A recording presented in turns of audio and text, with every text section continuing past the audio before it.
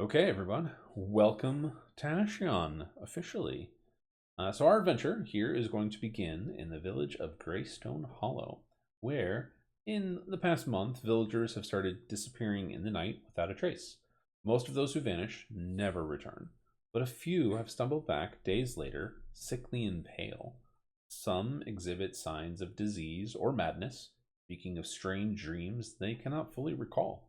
Disturbingly, a handful have returned and have come back as undead, reanimated yet retaining fragments of their memories and personalities. These undead remember their lives in the village and seem unaware of their transformation, but their presence terrifies the villagers. No one knows what's causing the disturbances, though some suspect a link to a faint, sickly green glow seen deep within the woods on certain nights. The monolith, located at the center of the village, for which the village is named, is also begun to hum faintly, audible only during the quietest hours of the night. The village elder, a pragmatic and respected woman named EddaKarmal, has called for help, putting aside old grudges and in hopes that outsiders free of the village's internal fears and biases might uncover the truth. That is where we're starting. With all of you, so the four of you that are here, have arrived in Greystone Hollow through other means, through either by boat, by traveling from the north or from the south, and have been in Greystone Hollow for about a day. Some of you for maybe 2 days. But you guys have gathered now in the Wary Heart Inn, and it is first thing in the morning. So you are respectfully in your rooms. You all have individual rooms at this point. So you can decide how or when you want to come down to the common room. The innkeeper's name, by the way, is... oh my gosh, I think I mixed up names. Hold on. Edda Farlow is Edda the name Farlow, I'm that seeing. is correct. Yes. But she is the innkeeper. Mhm. Okay, well, anyone want to leave their room, or are you going to spend forever in your room? I have planned to die of old age in my room. At three I copper a day, will. at 3 silver a day. It's pretty Oh, I thought it was expensive. 2 silver. Or 2 silver. I'm sorry, you're right. 2 silver a day. I was about to say I removed 2 silver from my inventory. And 2 silver a day. You don't have that much gold. You're not going to last forever. I guess I will go down to the common room and All right. and find a place to sit. Okay. So you go down to the common room, and it's pretty empty. There's just one other villager. He greets Edda, grabs a mug of ale, drinks it, kind of takes a loaf of bread, and then heads out. And says, kind of waves to you and says, "Morning." Morning, sir. He nods and then keeps moving. Otherwise, it's just you in the common room at the moment. Do you want to order any food or anything at all? Or are you just gonna sit there or stand there? Edda kind of looks at you and says, "Moron, can I get you anything?" Sure. What do you have to offer? Just kind of looks around and says, "Well, it's morning. We got porridge, we got some bacon, some eggs, fresh bread, cheese, some fruit." I'll have some porridge, please. Okay. She goes into the back and comes back a moment later with a bowl porridge. She says, "Oh, it'll be a copper." Hmm. I will give her a copper. And I'm having to break up my money here Yeah, from silver to copper. totally fine. Yeah, she puts the bowl on the table. It's steaming hot, and she puts like the butt end of a loaf of bread there. She says, "Yeah, need anything else? I'll be behind the counter." She goes over and she's cleaning out like other mugs that were used previously. Um, Anything else for you, or are you just gonna kind of eat and look around? I'm just gonna eat and look around Okay. for now. Okay. Yeah. So So the common room it's pretty spacious. It's dimly lit. You see that there's a hearth that has a smattering of lanterns that hang nearby. But the hearth is empty at the moment. I should phrase it. It's not lit. There's like wood in it for later in the afternoon, evening. The aroma that fills the common room has been the same thing that's been there since every day you've been here. You smell roasted meat, spiced cider, and the faint tang of ale from a well-worn bar tucked into the corner. The tables are rough-hewn and mismatched chairs that just kind of fill the room. Otherwise, like right now, it's early morning. This is a small community, so you're pretty sure that most people are getting up about going about their business and not really coming to the tavern or the local inn to do a whole lot at the moment. Go ahead and make a. Actually, I know you're since you're the only one there. You don't have to. So as you kind of look around and see like there's like oh my gosh, like various animal heads all mounted on the wall as well, from deer to there's a bear, there's an owl bear even off to one side, and you're like, oh, that's kind of impressive. But you do see sitting behind the bar, there's a broken frame. It's kind of tilted slightly, and there's a faded map that's there. It's kind of the only thing that seems to stand out as different. But otherwise, it's just you. Mm-hmm. Well, I guess I'll make my way down to the common room. All right, you stumble down the stairs and you look around, and you see, like, Hador. Go ahead and describe yourself for us here, Hador. Just a brief description, what you look like. I'm a 8 foot tall Goliath with gray skin, blue eyes, sapphire blue eyes, and I have short black hair as well. Are you wearing any of your armor or equipment, or are you just dressed in traveling clothes? I'm currently dressed in more like religious traveling clothes at the moment. Okay. Do you? No, I'll leave that. I won't ask that question. All right, so Hermos, you walk down the stairs and you see this Goliath sitting at one of the tables, stuffing his face with porridge. Edda is sitting across at the bar. She's cleaning a mug. And she nods to you and she says, "Morning." Morning. Food? She goes, "Yeah. What would you like?" Bread and fruit. Done deal. He goes, "Like, very well. Please take a seat." She puts the mug down and then walks into the back into the kitchen and comes back out about a minute later. She's got a fresh loaf of bread and a small like bowl or plate with, it was like one of those half, I don't know, it's like a platter is more of what it is, that has some fresh fruits. There's apples, a couple of oranges, maybe some strawberries. Nice. Fresh Bougie as picked. fuck. You just gonna grab a table and that's it? Yeah, I'll take the platter and make my way to a table and sit kind of in the corner, look around. Okay. Well, you take a few moments. It'll cost you 2 copper for the meal, by the way. Okay. You look around and you notice the same kind of things, like the way everything looks. Other than this 8 foot tall Goliath, huge creature of man that's sitting at a table. I would say with his size and the size of the tables, he's probably hunched over a bit because he's so much bigger than everything. But otherwise, it's just the two of you at the moment. I will come sauntering down. Okay. You come sauntering down right afterward. You see Ermos, who you had traveled with. Maybe not friends necessarily, but you had traveled and been a traveling companion.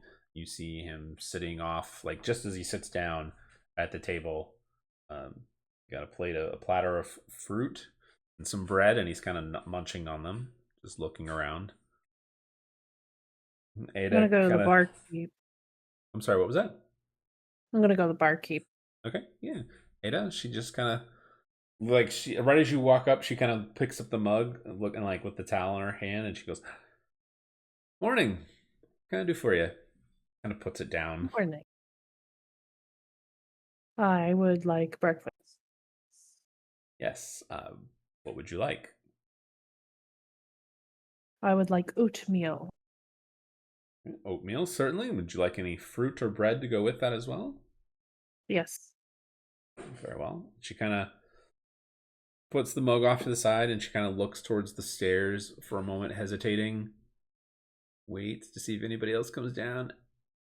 And then after like 30 seconds of just awkwardness, she turns and finally walks into the kitchen. Am I facing, do I see Birdman? Yeah. Oh, I nod to him because I recognize him. All right, so we'll have all three of you guys. Well, Caden already described himself, so Hermos and Seth, I'm going to go ahead and describe what your characters look like for me here. All right. I am a Kenku. I am small, very small, roughly 3 foot. Black feathers, wearing leather armor and cloak over everything, just kind of tucked away in the corner. I've covered in feathers. I have hands and fingers and various other things like that. But I look very bird-like. A beak and everything.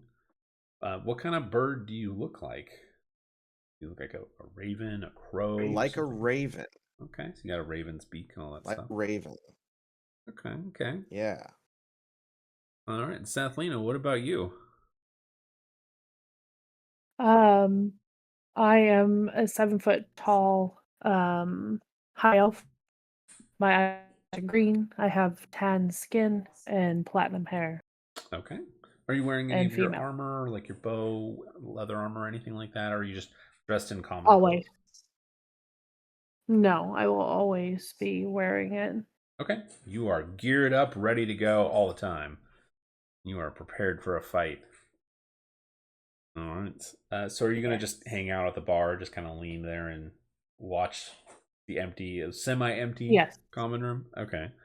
As you're standing there, Yeah, I'm going to be waiting for food too. As you're leaning there, Edda comes back out.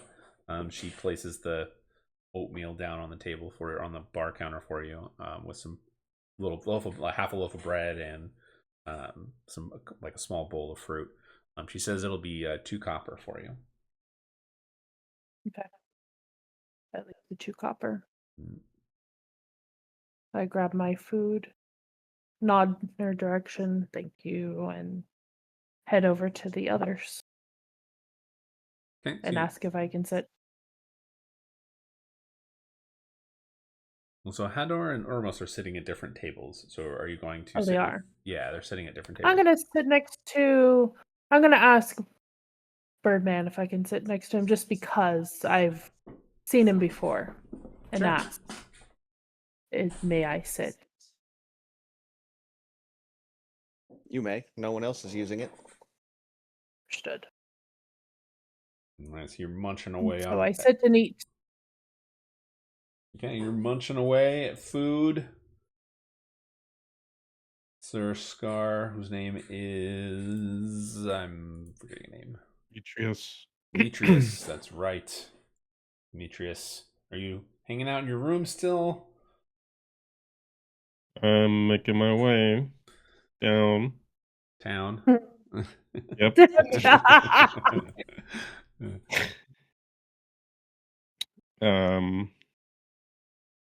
And going to the bar area. Right. You come downstairs and you see the same thing. You see these 3, and I would say one of them is an imposing figure in Hador. He's an 8-foot tall Goliath hunched over a table eating his porridge, while the other two are, Sethlina's 7 feet tall next to this Kenku that's about half her size, up to maybe her waist. His feet are probably dangling off the chair at the moment as they're sitting at the table. Oh. I mean, he's a Kenku. He's small. The table is made for humans at this point. That's racist. I mean, it is a small town, but there are spaces and places for other races. But these tables are all for And humans at the moment. even smaller. still. Edda looks at you and goes, "Morning, Demetrius. And what can I do for you? Breakfast? Sure, just some bread. Easy enough." She goes back and comes back with a loaf of bread. She says it'll cost you a copper. Very well. Thank you very much. She nods to you and kind of looks around, and she goes, "Well, at least all of my patrons are here now. I can get some work done." And she kind of wanders off, and she says, "If you need me, I'll be in the kitchen." She goes back into the kitchen, and you hear some rustling of her back there, just cleaning or doing something. The 5 of you are now awkwardly all kind of staring each other down. Corner of the eye, side eye. Much I'm more gonna bread. Look over at Hador. You're big. Indeed, I am, little one. What you here for? Business. As for you, Vague. sometimes being Business. vague can be helpful. I'm gonna sit I there and see. watch Bemused. I'm assuming that we're all here for the same reason. Potentially. Yeah, I'm concerned about the undead. I don't know about you. I wouldn't be inclined to agree.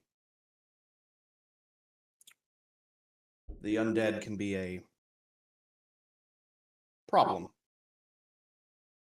What have you all learned on your way into town? Not much. Just well, this is what happened to me. I got trying to remember what that was. Bad one. It was like I couldn't hear. It was like a zombie. Well, there was something on me, like not a zombie, but like what the zombie did to me, where I couldn't hear my companion. It had an aura of silence. Yeah, little fucker tried to silence me, and I killed it. I think it's undead. So Yeah, that is the question, though. Can you really kill the undead? They're already dead. There are ways, if you were to do religious practices, to permanently kill them. At least from what I have read. yeah, I just smack things. So I find if you poke enough holes in them, they tend to stay down. The scourge will be removed from this place. They do seem to be in many places, I will say. You all need know at all if we're supposed to meet someone? I really don't know. So I just heard something needs help. This area needs help. So big picture, when all of you guys arrived in town, your contact, the person you met along the road, had mentioned to go see the village elder, whose name is EddaKarmal. Not to be confused with Edda Farlow. Farlow is the innkeeper. Carmel is the village elder. She's an elderly woman.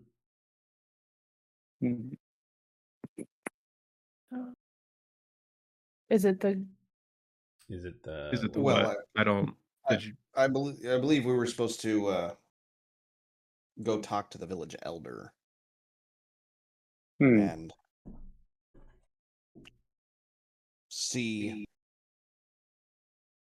how they could best use our services. I was given that advice by a contact of mine as well. As you say that, Hador, the door slams open and you see Jarek, the man that you had accompanied on the boat, come storming in. He's muttering to himself and he goes, "Oh, fucking can't believe this." And then he sees you and he goes, "Hador, oh my gosh. Oh, you will not believe this." And he kind of storms over to you and pulls out a chair and sits down next to you. And he goes, "Edda, the village elder will not listen to me. Can you believe this? She doesn't believe the zombie that we saw on the river, on the lake. She doesn't want to listen to it. Says that she's looking into it. Won't tell me what happened to my brother. Won't tell me anything." And he just kind of starts going off. And then after about 30 seconds of him bitching and complaining, he kind of comes to a stop and just looks around and realizes the other three of you are in there. And he goes, sorry, was I interrupting something?" He kind of looks at you. No. No, you are not, Jarek.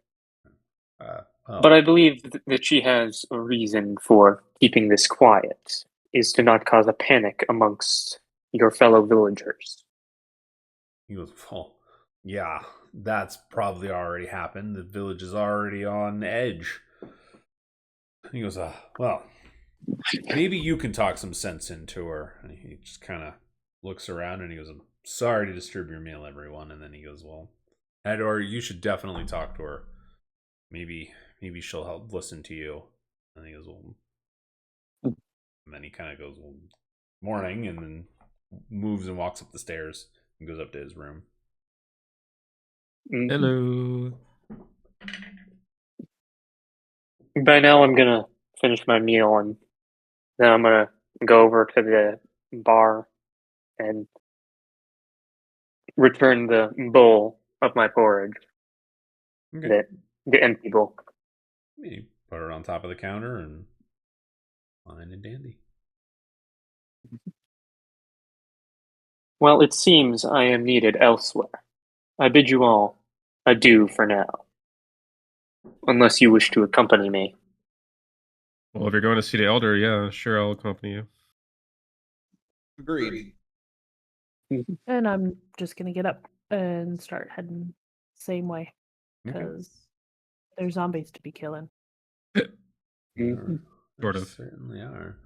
All right, so you guys walk out, kind of as a rough group together, out into what would be the village green, essentially, and out in the center of it is this 75 to 80 foot tall monolith. It's just made of this gray stone that just doesn't fit anything that you've seen in the region in your travels so far. It is kind of the center point of the village, essentially. It's taller than any of the buildings, and even if you walk by it and up to it, you can see that there are these faint etchings that appear to have been worn into the stone that seem some kind of writing that go all the way from the bottom all the way up to the top.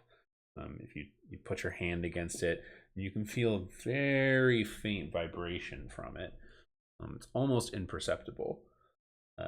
But you kind of look northward towards down the road going north, and you can see up on a hill, the highest hill overlooking the village, there's a large longhouse that's known as the Greyhaven Longhouse. And you know that's where the village elder is, EddaKarmal. It looks to be one of the oldest buildings in town as well. Out of curiosity, Go ahead. I was going to ask. Out of curiosity, do I recognize any of the symbols on the monolith as being some form of a religious at all? It is not religious in any way, shape, or form. At least none that you are familiar with. Okay then. Is it a language that and one of us may recognize? No. Or is it? No, it is beyond any of your skills, so I will not have you roll for it. Okay. beyond even giant? Beyond any of your skills. Essentially, there is no roll that you can make to tell you any information about it. The DC is just too high. Okay then. Yeah. For context, Caden, you'd have to roll a 30. None of you are going to roll a 30. Oh my. Yeah, no way. Yeah. It's just Best beyond I can you at do the is moment. 29. Yeah. Perhaps in the future you guys can learn more, but at the moment it is beyond your knowledge and skills. I'm gonna take a few moments and just kind of investigate the writing a little bit and just take it all in. Okay. Before moving on. It feels old. Ancient, even. It feels older than ancient. And kind of the more you kind of study it or look at it, the older and older it seems to feel to you. Okay. I presume the writing on there is somewhat like I can write it down in some way. Yeah. You'd be familiar with Because I this. have a calligraphy set on there. Yeah, so you do like an archaeological thing essentially. Is you take a piece of paper and put some chalk over it or charcoal and do a rubbing, essentially, which you could do. Nobody's gonna walk up and be like, "What are you doing?" I think I'll do that. Okay, you pick a random section of the monolith. It's in terms of like how wide it is on one side. It's about 7 feet wide on one side. You know, it's a four-sided monolith, and but yeah, you find a spot and you can put a piece of paper up and just some rubbing of charcoal against it, and you have an outline of the writing. It's easier to see on the charcoal version than it is on the actual monolith, but you kind of pull away and it's just scribbles. You have no idea what it means. This will be very interesting to see if I can understand this. Yeah, you can mark down on your character sheet. You have a rubbing of monolith script. All right, you guys head off to the Long House or the Greyhaven Log House. Long House. That was a question, by the way. Is that where you guys? Yeah. Mm-hmm. All right. You guys make your way up the hill, through, kind of up the road, and you see that the road kind of follows the hill, which comes almost to a jagged up shot to it, and the road kind of follows along to the back end of it, right up to what would be the front door of the longhouse. It is a massive structure. It's probably the biggest building in town by size in comparison. It's easily 150 feet long, and easily 50 feet wide. It probably rises up maybe 3 or 4 stories. And it's like for picturing wise, think like Lord of the Rings when they go to see the Rohirrim, like the Theoden's longhouse. It's like that, but bigger. Yeah, it's very big. You push open the doors, and there's a couple of fire pits in there for warmth and for cooking, along with a bunch of benches that go all the way up and down. There are tapestries that kind of hang from the ceiling, faded here or there. They look to be maybe family emblems here or there, but nothing's been maintained. They've been here a very long time. And across at the very back end, there's a table that's raised up on a slight platform, and there are 2 people there. One looks to be an elderly human woman. She appears to be maybe in her 70s, with a weathered face, and she has silver streaked hair that's tied in a loose braid behind it. She kind of glances at you for a moment, but that's about it. She doesn't acknowledge you otherwise. And then there's a younger man. He's a half elf, maybe in his early 20s, but he's wearing this kind of gray, cream colored robes with gold kind of outlining to it. And you can see that, like, as he turns to look at you, you can see he's wearing a holy symbol for the god Palor.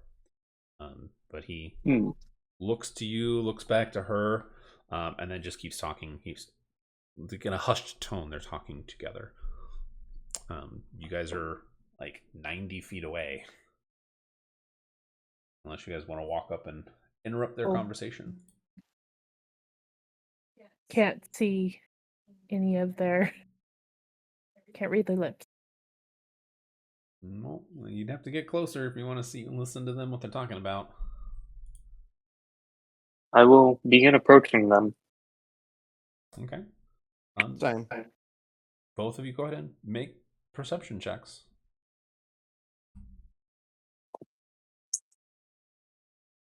15. 16. Okay.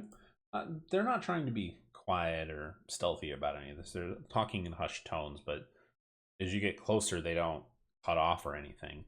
The young man is talking to the village elder, and he goes, Edda, like, there is something wrong. Her condition is getting worse, and I'm telling you, something evil about it. And Edda goes, well, have you talked to the father about it? And he goes, no, I don't know. I don't think he didn't believe me last time I saw something, and I'm worried that he's not going to believe me this time. Like, I know what I sensed. It's something evil. It has to be with what's going on. Edda kind of looks at him and she goes, and rubs her temple, and she goes, Brother Orlean, I have so many things going on right now. Do you really think this is a priority for all of the trouble going on in the village? And he goes, I know you have a lot, but I don't know who else to turn to. I can't just leave the seamstress Lena to be like this. What am I to do? And you see kind of Edda kind of go, don't know. I'm not sure. I'm not sure what we should do. And then they kind of both look at you guys as you approach, and she goes, maybe.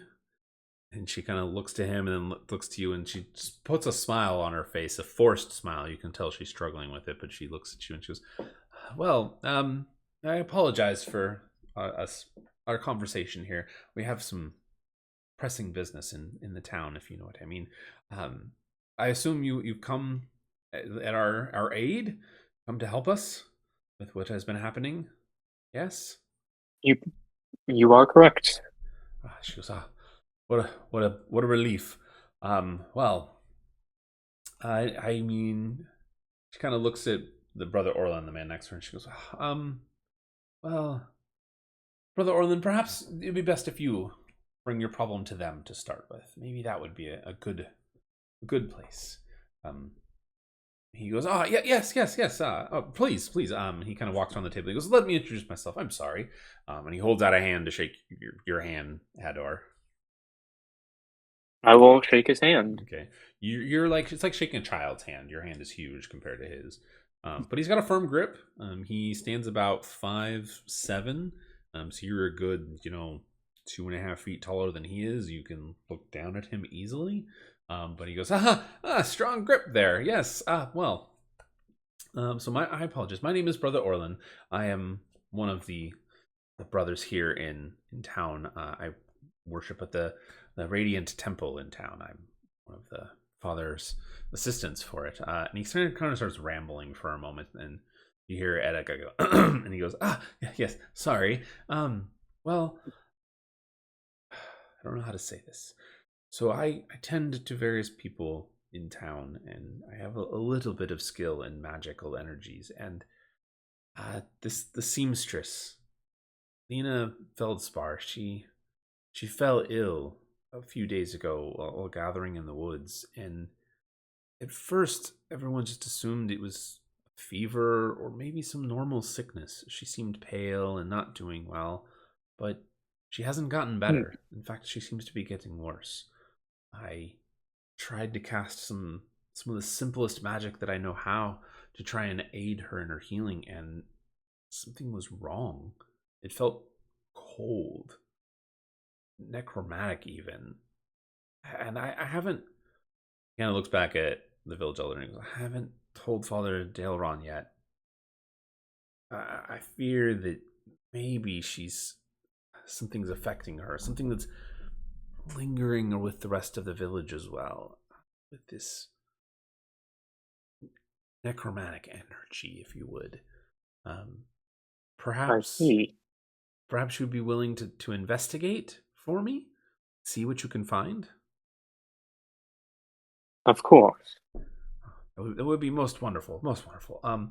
He kind of looks at you and he goes, looks past you for a moment. And he sees the other three of you and he goes, "Are these your companions? Would they be willing to help?" I'm gonna I walk have up. only. We just met, but I came here to help, so sure. Oh, okay. Well, I'm Father Orlin, and he kind of, or I'm sorry, no, he goes Brother Orlin, and he holds out his hand to shake yours, Demetrius. I shake my hand, or I shake his hand. I You shake my own hand. You shake your own hand. You shake your own Yes. hand. I'm a little Your bit hand. far. I'm a little bit farther back, so I nod in his direction. Okay. What about you, Mr. Kenku Man? I'm just gonna kind of look up at him. Okay. Ah! Ah! He goes, "Oh." He kind of looks taken aback for a moment, and he goes, "Okay, well, I would very much appreciate it." And he kind of looks to all of you, and he says, "I only know that she was Lena. I'll get her name again. Lena is her name, so Lenna Feldspar, Feldspar is her name. She's a local seamstress. She fell ill, and he explains that while he was tending to her, she was in kind of a cold sweat, and mentioned in her, like in a fever dream, that she was near the Whisper Glen Path, which he explains it's a shallow glade. It's about a mile or so off, like outside of town. There's just a small little path. People don't usually go up there anymore. It's one of those glens, and it's been half buried in rock for years that nobody really tends to. The people just know it's there. They're just like, okay, nobody goes near there. But he says that's where she seems to have been before all of this happened. Has anybody checked up on The lady? He says, "Oh, no. I as soon as I learned of this, I came to the elder Elda here, and well, you heard our conversation. I have not told anyone else of this yet. I don't think anyone's been there." I see. Is there anything else in that area? Significant markers or other locations within that area that we should keep an eye out for, out of curiosity? He says he's not sure. He's never been up to the clearing himself. And the elder, she kind of looks. She says, "I was there as a child, which 40, 50 years ago. I mean, she's in her 70s, so she's hasn't been there in a long time. She agrees it's not someplace that people typically go to." I see. Well, we shall go investigate as soon as possible, and I would recommend Brother. What was his name again? Orlin. It's Orlin. Brother Orlin. Mm-hmm. It might be a good idea to speak with with the father of your church. He goes, "Well, I agree, but he kind of like, do you have your holy symbol out, like on your tunic, or like?" Yeah. Okay, so he you roll for him, see how perceptive he is on this.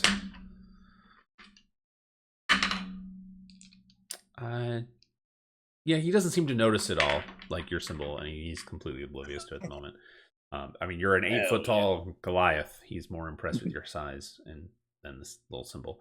But he goes, if we can find proof that something was there and happening, then I can bring it to the father. He will I don't want to go to him without proof of anything. It would be bad. He wouldn't believe me otherwise. I see. Maybe you could at least speak with him to have him help with the healing of Lena Felspark, at least. He has been helping. He is. It's not like the Father of Darlin to ignore others that need aid. He has been doing what he can. I see.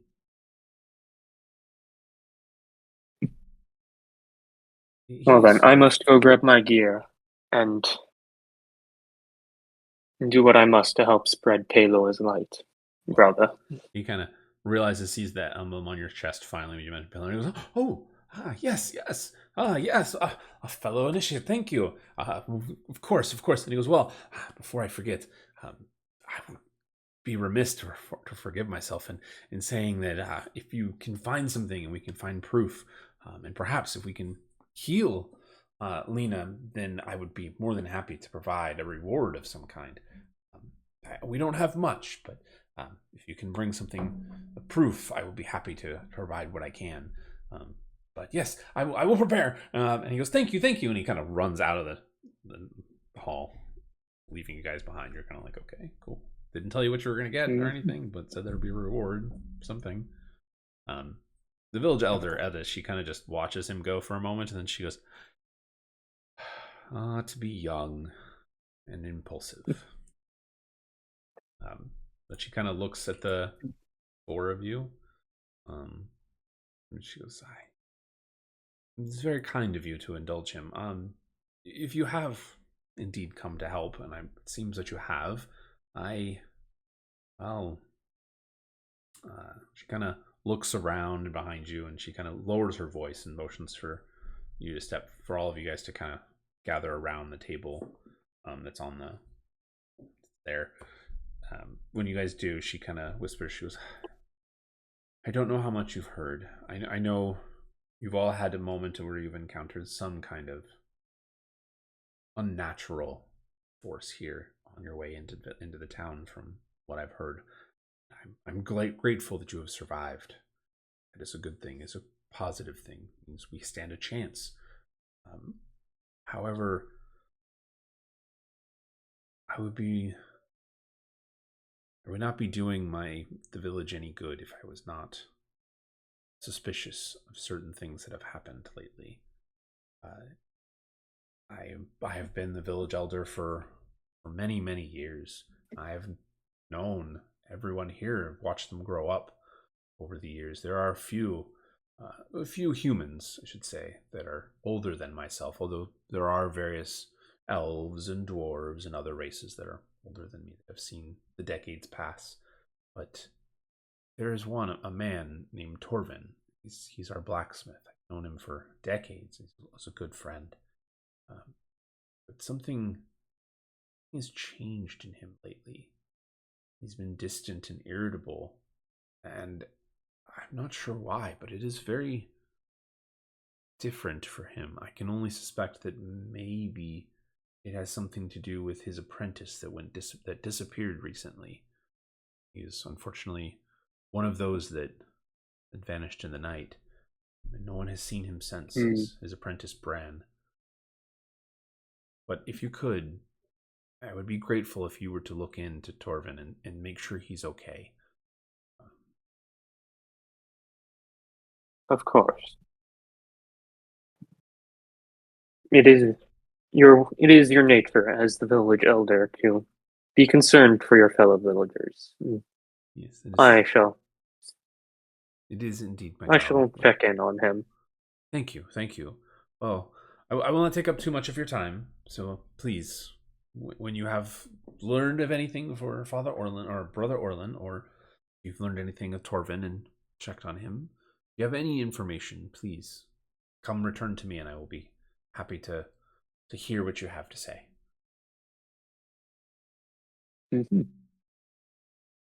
Thank you so much for your time. Thank you for heeding our call. You are much needed.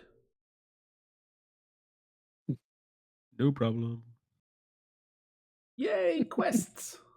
You are giving quests. All right. Where off to first?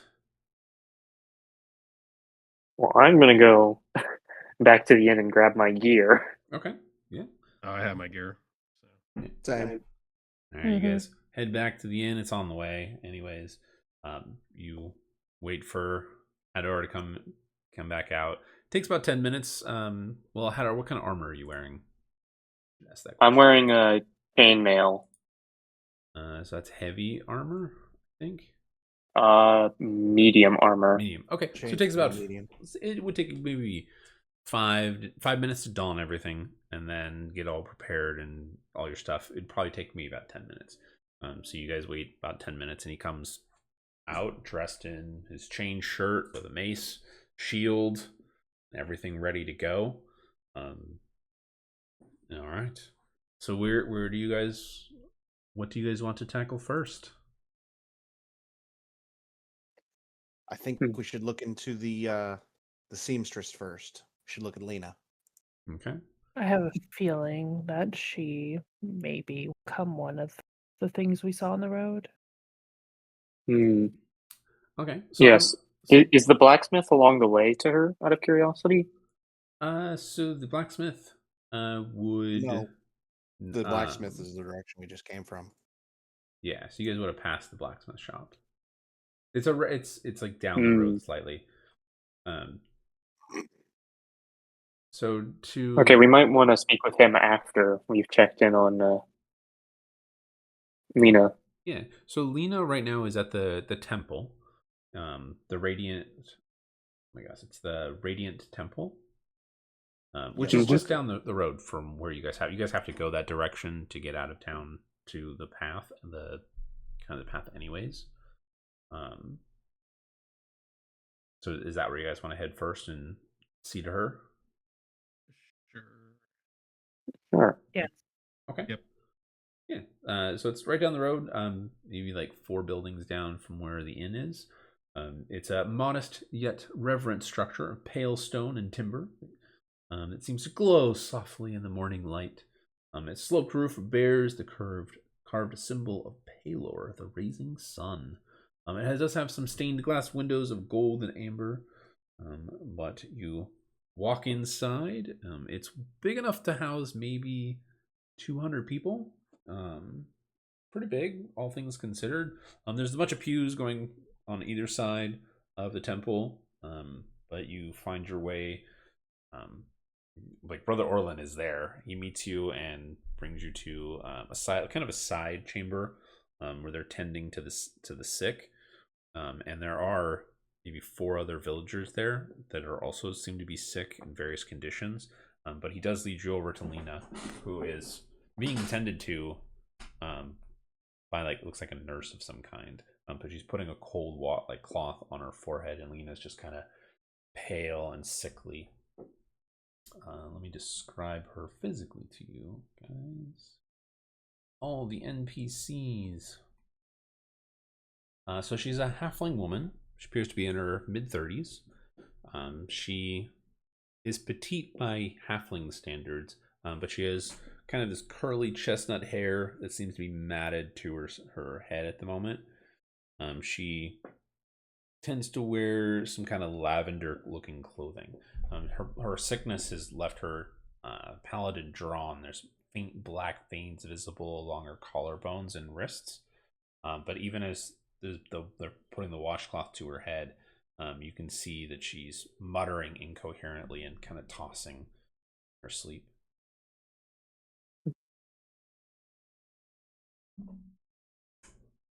Could I medically examine her? Question.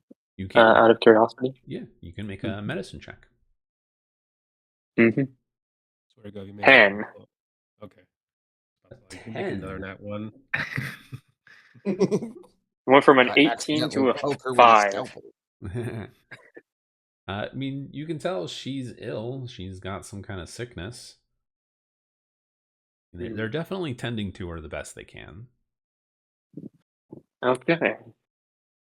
Was there anything specific that you're looking for to learn? Yeah. Well, I guess like does she feel like?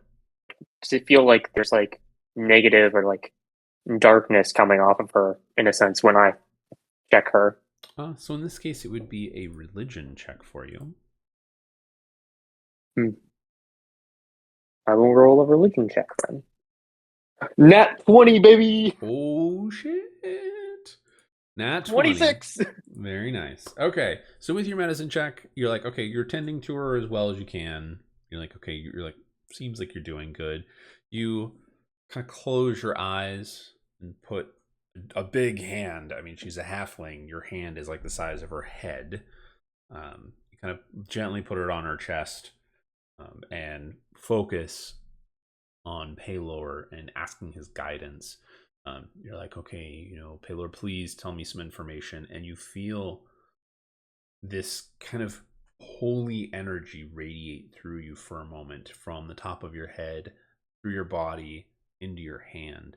And as you open your eyes, you see for a brief moment, there is this aura of necrotic energy that's radiating off of her. And then the image just kind of fades away. There is definitely something unnatural occurring to her. This is not a normal sickness.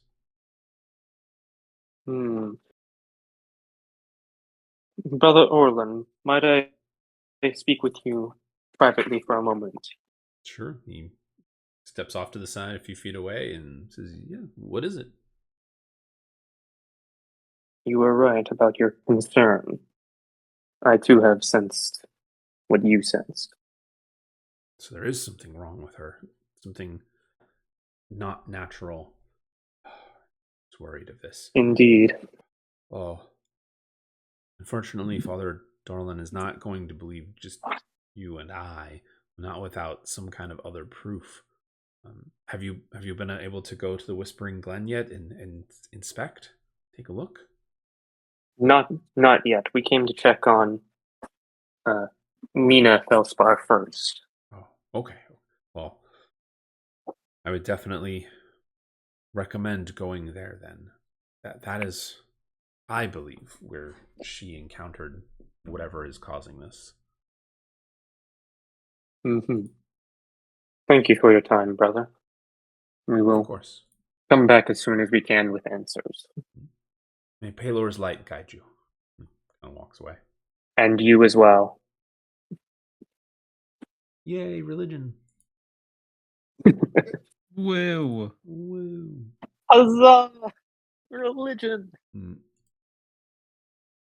All right. Anything else for the rest of you? No, just observing what's happening. What did you guys speak I'm of? going to ask if did they examine her body for injuries? So they would say yes, they did. There was no physical injuries that they could find. Understood. What was his name? Was it Brother Orlin or Orlin? Yeah, not Caden. The other one. Sorry, I'm Orlin. having trouble. It's his he changed his name in Discord. So Hanar is Caden. That's right. And Orlin. And Brother What did Orlin What did Orlin say? I 'Cause I'm just guessing confirmed back. the suspicions for him, and he says that the father will not. Father. Why am I blanking on his name? Father. Daelron. D-A-E. Yeah, Father Dale. R-O-N. Delron. Father Delron. Good old Father Delron. I said Elrond. So. No Father copyright. Dalron will not believe both our words alone. We will need some form of proof. If this individual is going to become one of the undead, we should handle it now. No, we may yet be able to save her. You're willing to risk the entire lives of this village? Paylor has many ways of saving many people. and he will spare those when needed. And Paler will understand if you fail. Indeed, he will. And I shall have my penance in my own form. So, Caden, just for you, no one else knows this. On your nat 20, you know from the holy energy, the feeling, this person is not dead, or they're not turning to the undead yet. They've got time. Mm-hmm. There's no sign of them changing.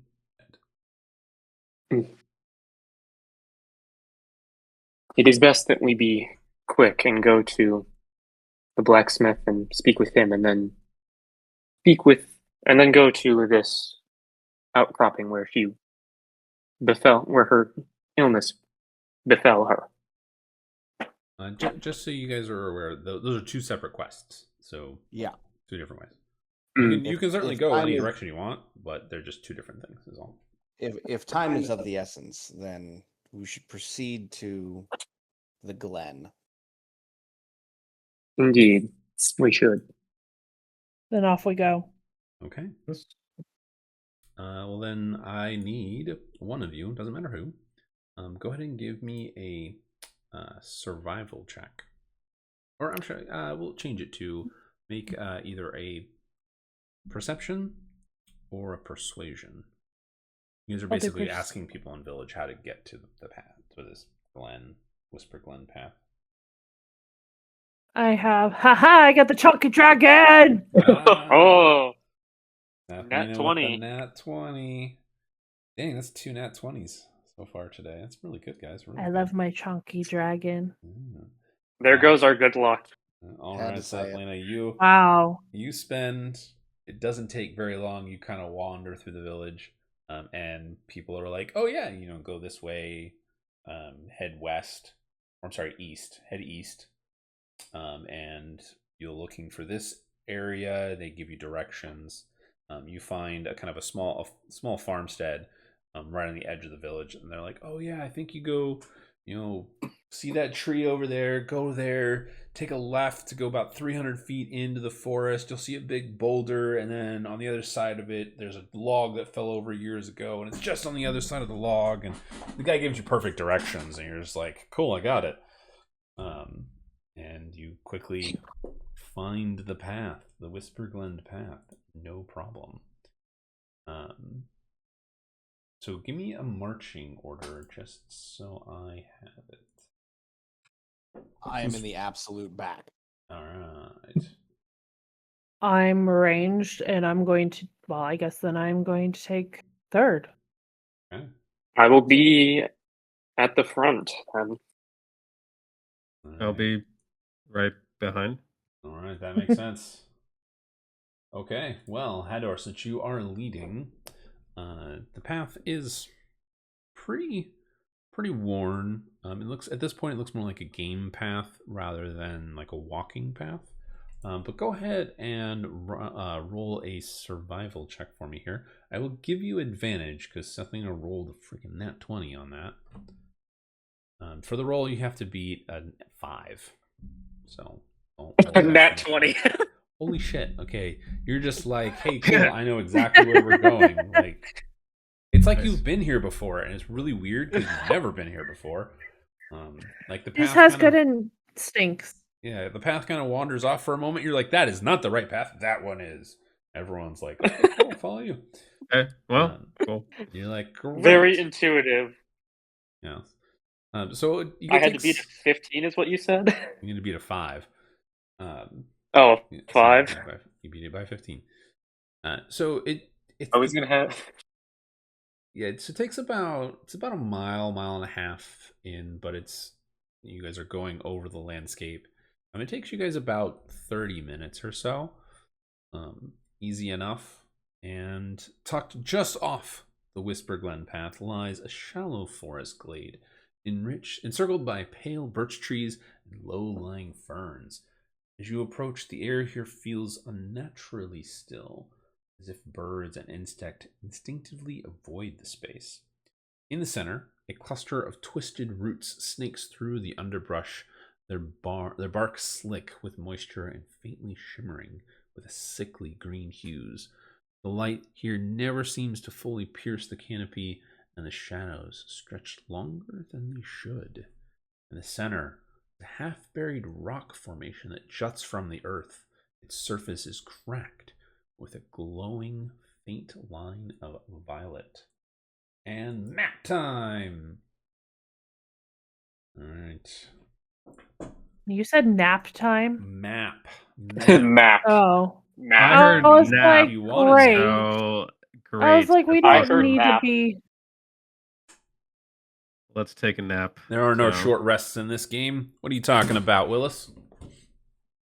I was afraid we were gonna get like, reamed first, like just boom, dead. I mean, that'd be a little fucked up, so no. that'll be very fucked up. Yeah. How dare you, Fedwin? Right. All right. I mean, he doesn't hate us so far. don't hate him. Yes. Gosh, dang it. Exactly. He's a Oh, DM. He's not meant to hate us. He's meant to be completely neutral to us. I am- Both love us and hate us. Yeah. I love and hate you both. Yes. Wow. I will support you and at the same time try to destroy you. Got it. All right, Seth. Who needs Yeah. friends? You are Who needs enemies? I know. I'm your best friend and your worst enemy all together. All right, Sathlina, you're not on the map though. Why aren't you? I see. No, she is. Yeah. She's I thought physically I- on the map, but I don't see her watching the map. Did you click the button to engage the map? I did and click Yeah. the button, yes. Yeah. No, she's looking at she's on the wrong map. Go to your character sheet, hit play. Hit the play button at the top. Oh, I'm doing the wrong thing. Okay. It's Thank okay. you. I've never pressed that Having two until maps is the kind last. of.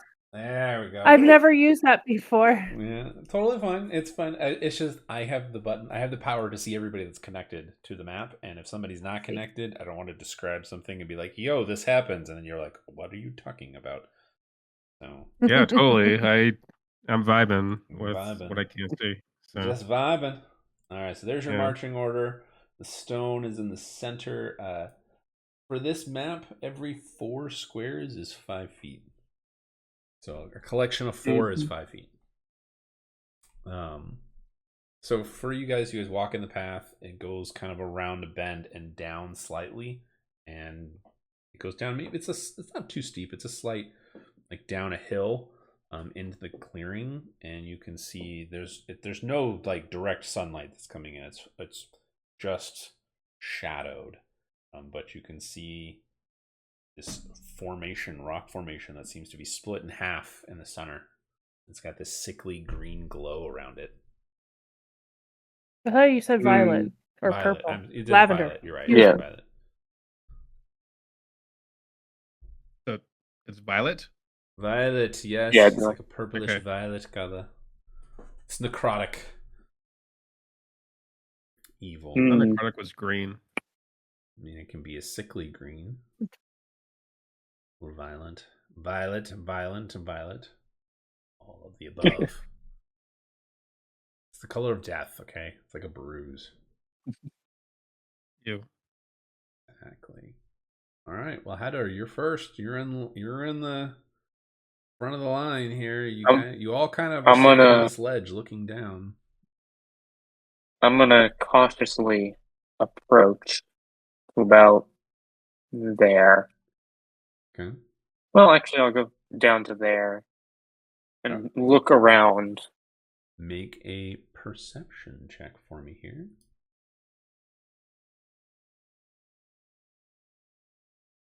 20. Okay. Not natural. Okay. As you get to that point, off to your right, one of the brush, something shuffles or ruffles in the brush, and you look over it and you don't see anything. But otherwise, as soon as you look, it goes quiet. We might not be alone. I'm gonna go ahead and kind of shuffle my way over here, and I'm gonna put myself up this tree. Up in the tree. Make Up the tree. make an athletics check for me here. Athletics. Yeah. He's a bird. You Not can't fly. acrobatic? I can try. You can try. Yeah, it's called falling. That'd be style. very funny. He can caw. You can. Right there. The athletics. Ooh, 11. Okay.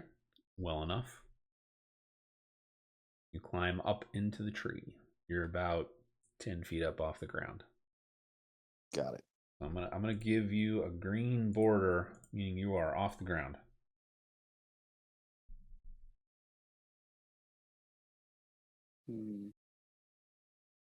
Out of curiosity, where did I see that brush move? Was it like kind of where Sathlina is, actually. Oh, I was about to say like right over here. Directly to your right. Sathlina, I saw what looked to be some brush moving where you're about. Do you see anything in there? Do I? You can make a perception check. Yeah.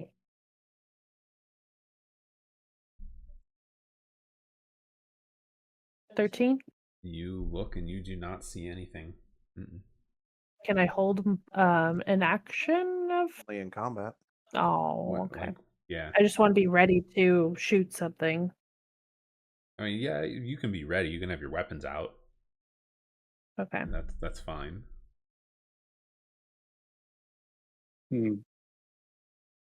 I will be doing that. Okay. What about the rest of you? Out of curiosity, go ahead, Scott.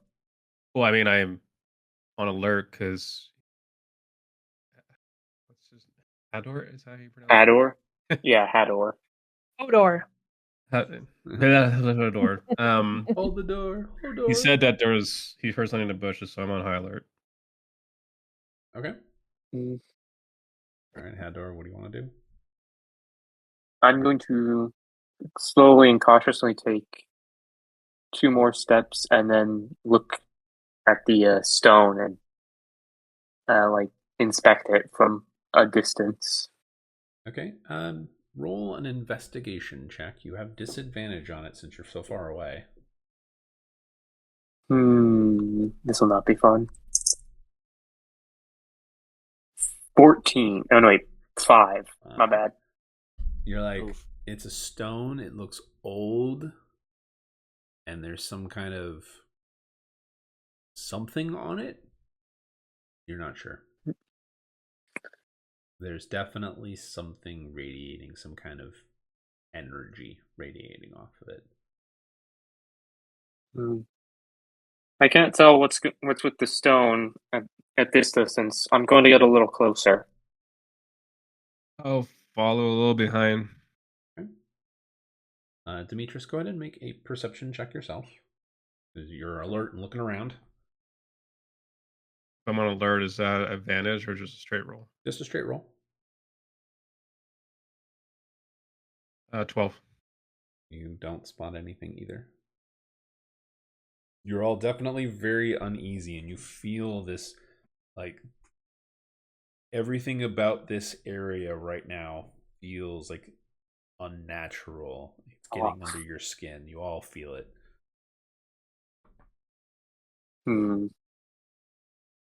Something is very wrong here. I'm gonna step to there, and then I'm gonna try and investigate the stone again. Okay. You'll have to get much closer. You have to get pretty much right up to it if you're going to try and actively, like, properly investigate this. Sure, I'll get to there. And how are you doing this investigation? Just so we all kind of know. Are you just looking at it? Are you touching it? Or spitting it, licking it, kicking it? Like, what are you doing? Ew. Do you get advantage for licking it? Inspiration. No. I mean, I did have a player once. You get advantage for peeing on it. There was a player once in Silage. There was a tree that was licking like leaking oil, and he was like, "I don't know what this is," and he licked it. And one other player, in fact, Elodie, or Special, she drew a picture of him doing it.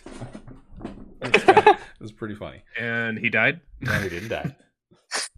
He did face some consequences for his actions, though, but it was rather funny. There are consequences for our actions? Wait a minute. I know. No, right? that's not what I signed up for. What? How dare you? All right. So, Hadar, what are you doing? How are you handling this? So first, I'm gonna look it over, and then I'm gonna like slowly kind of put my hand near it, Okay. to see if I like feel like any sort of like presence or anything, Okay. and then I'm gonna go ahead and roll barely like touch it. Yeah, we'll start with this. Investigation. Would that just be a flat investigation? It would, yes. 15. Okay. So you can see that this it's a stone structure, and it was definitely some kind of slab that had writing of some kind on it at one point. The crack that has kind of erupted out of it and split the stone. You can see that there are small shards of crystal that are growing up along the vein that's going through it.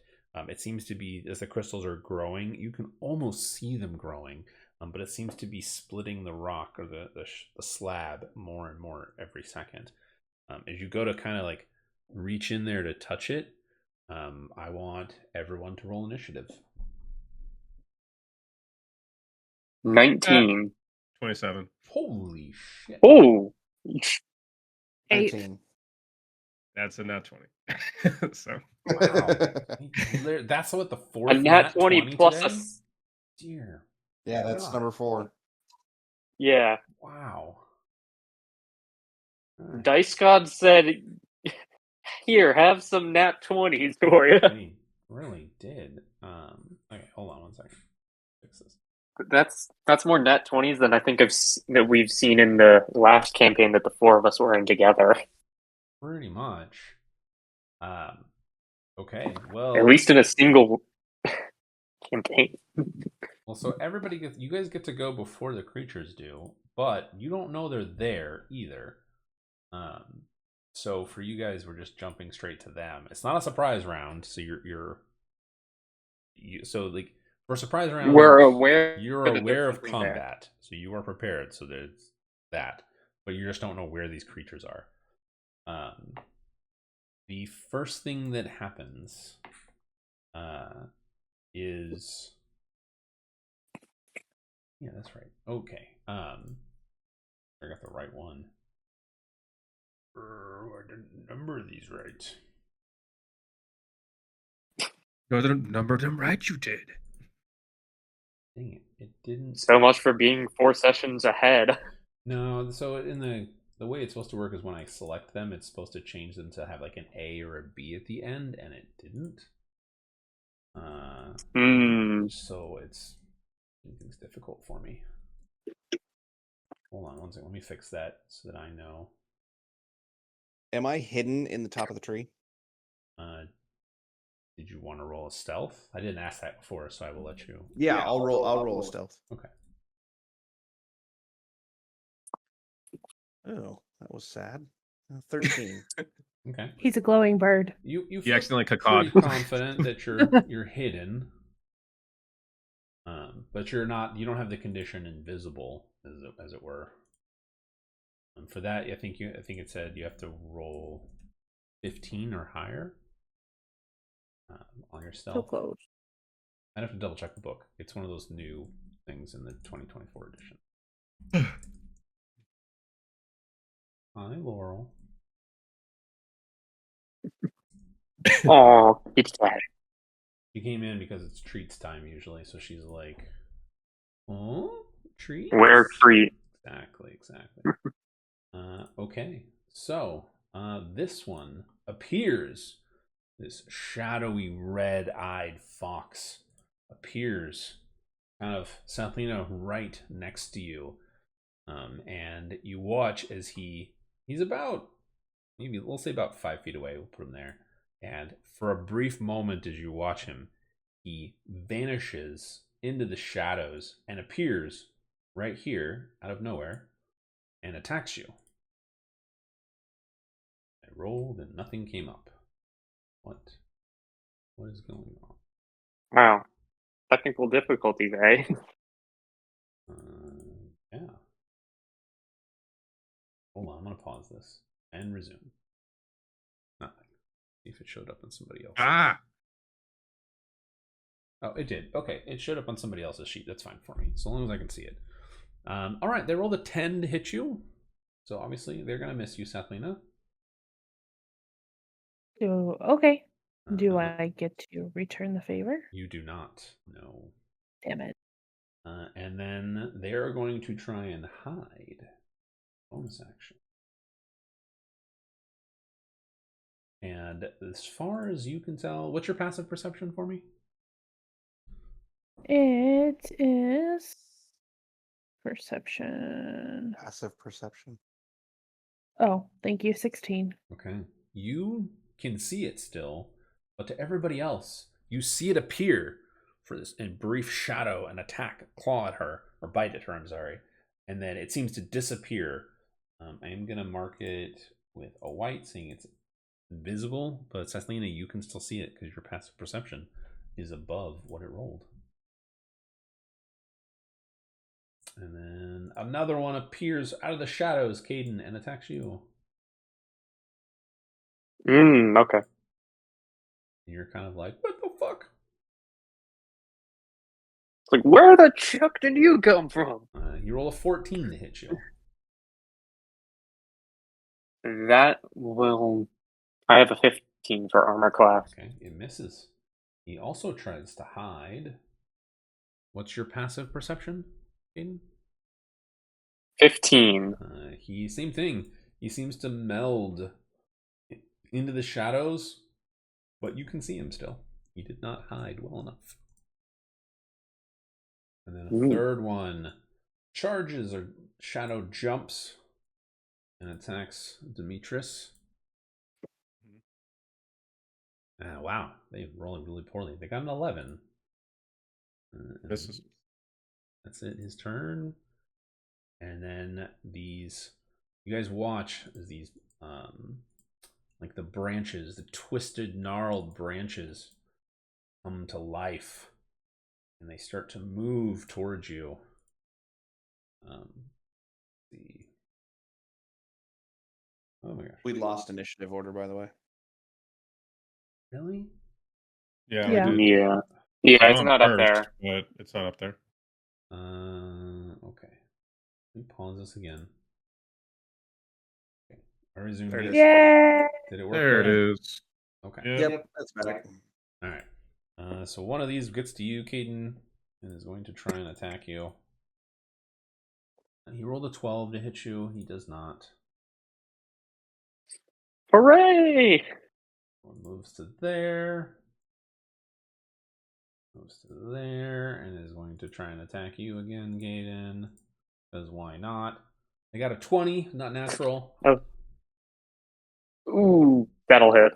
You take 5 slashing damage as the twig blight claws at your legs.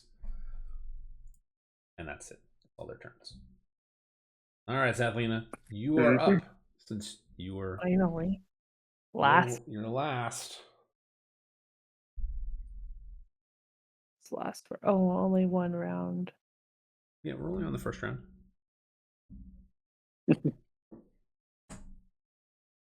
No. I have it's for my shield. Oh, It's only one it's a react. I can use a reaction, but it's only round for one round, correct. which is I forget how long. The shield would last from, it's a reaction, so until the end of your turn. I see. Okay. All right. I'm going to use Hunter's Mark. I'm actually going to. I see it as an issue. That stone. So you're going to shoot at the stone? Or target the stone? Yeah, I'm going to target the stone, and I'm Okay. going to do that. So Hunter's Mark can't target an inanimate object. Oh, they can't. It has to target Oh, a creature. mark one creature. Yeah. Yes. All right. You can shoot your bow at the stone if you want, but you can't use Hunter's Mark on it. Okay. I'm going to use Hail of Thorns on it. Or Okay. no. Nope, you know what? No, I'm sorry. I'm just going to hit it with my longbow. The stone is what you're aiming at? Yes. Okay. 13. Okay. Bless you. You would hit the stone. It's an inanimate object.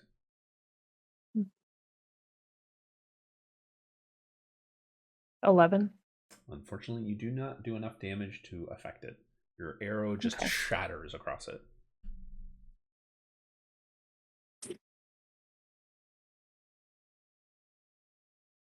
And then I will need to... That'll be it. Okay. And that brings us to the top of the order. Mitris, you're up. I'm gonna smack this shadow fox with my quarterstaff. Okay. Take your shot.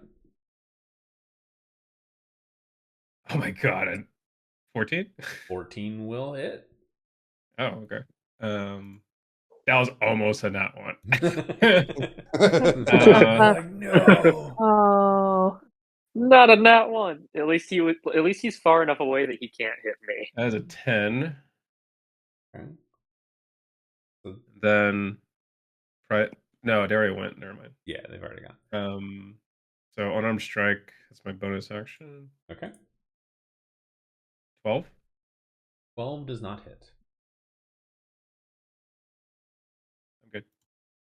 All right, so you come in swinging, you swipe up with your quarterstaff, and you hear the wolf or the fox go, and you hear its bones just crack, and you watch as it just almost bends in just a wrong angle, its spine barely keeping it from snapping. Gross. What does the fox say? Ouch. Ouch. Kronos, you're up. All right. Am I hidden from all of these? You feel like you're hidden, whether you are or not. You have no idea. What's your vibe? How are you vibing? My vibe is I want to be hidden in a tree. This is what they look like, the creatures. The twig blights and the shadow foxes.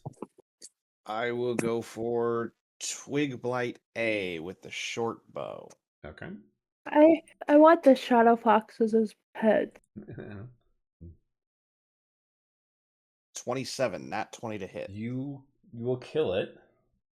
You're not stealthed anymore anyways, if you thought you were. So Shadow Fox A was the one you were aiming at, right? Twig Blight A. Or Twig Blight A. Yeah, you're gonna do more damage than yeah, it's 2d6 plus 5. Yeah. You can roll your damage. Go for it. But you will definitely kill it. I should rephrase that. I hope you'll kill it. 9. Okay, 9. Okay, it definitely dies. I mean, Caden rolled 2 1s on his. So. Yeah. On my nat 20 for that, I rolled which was so 2 1s of all time. So brutal. Even that. 2 1s plus my. Yeah. All right, so the twig blight, you shoot at it as it's running towards Demetris, and you manage to just shatter its body. Falls apart. Anything else?